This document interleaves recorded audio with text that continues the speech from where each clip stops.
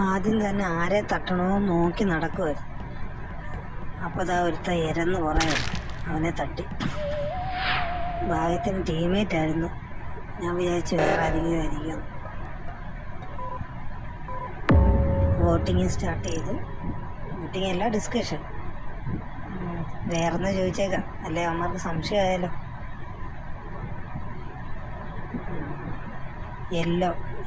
Yellow killed in front of me.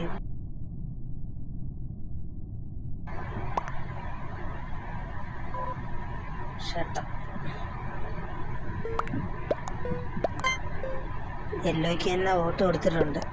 ഔട്ടാവുമെന്ന് ഔട്ടാവട്ടെ. ആളെ കൊല്ലുന്നത് കുറഞ്ഞു കിട്ടുമല്ലോ.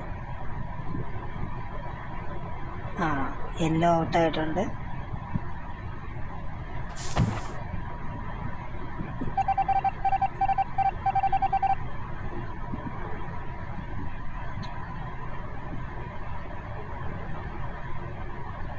ലൈറ്റ് അങ്ങ് ഓഫ് ചെയ്തിട്ടുണ്ട്. ഒരുത്തിനും ഒന്നും കാണണ്ട.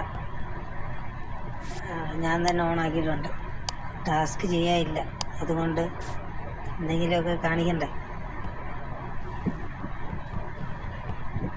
ഇലക്ട്രിക്കലിട്ട് തട്ടുന്നതൊക്കെ നല്ലതാണ്, പക്ഷേ വെൻറ്റിനകത്തും എല്ലാം ഏതെങ്കിലും എടുത്ത് ഓടിച്ചിട്ട് കൊണ്ടേ തീർന്നു. അതുകൊണ്ട് അവിടെ നിന്ന് അങ്ങ് പോയി തട്ടി.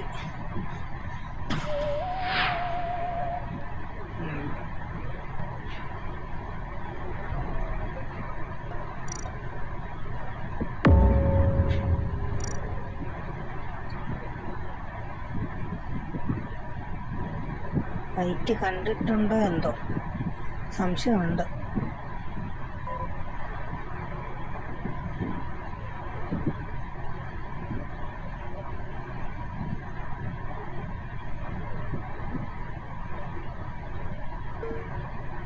ആരാന്ന് പറയുന്നില്ല. ഞാനാണോ?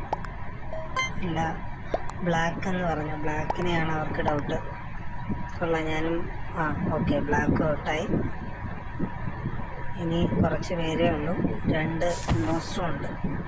ഞാനും പിന്നെ മറ്റവരുമുണ്ട്.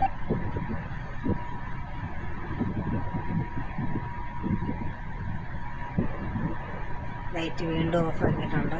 ലൈറ്റ് ഓഫാക്കുമ്പോഴാണ് കില്ല് ചെയ്യാൻ ഡൗട്ട് തോന്നാത്തത്. അതുകൊണ്ടാണ് ലൈറ്റ് ആദ്യമേ ഒന്ന് ഓഫാക്കുന്നത്. കുറേ പോയി അവനെ കൊല്ലാമെന്നാണ് വിചാരിച്ചത്, പക്ഷേ റിസ്ക്കാണ്.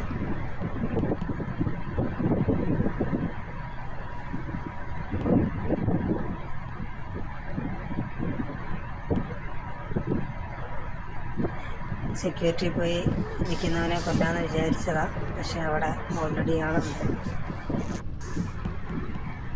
ഇവിടെ നിന്നൊരു കില്ലിങ് പാടാം. ഇനി ഡബിൾ കില്ലാണെങ്കിൽ പറ്റും, പക്ഷേ അവൻ കൊന്നില്ലെങ്കിൽ പണി കിട്ടും. അടുത്ത ആളെ നോക്കാം. കിട്ടിയൊരുത്തന്.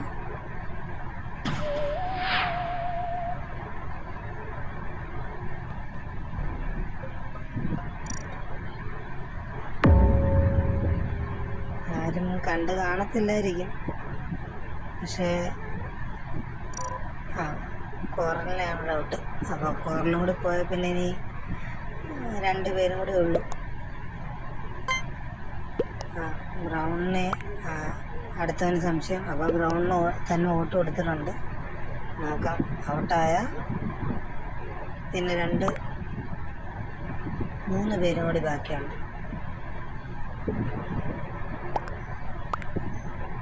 ബ്രൗൺ അങ്ങനെ ഔട്ടായിട്ടുണ്ട്. ഏകദേശം അവന്മാർക്ക് സംശയം എപ്പോഴും കോർണറിൽ തന്നെ ആയിരിക്കും. എന്നാലും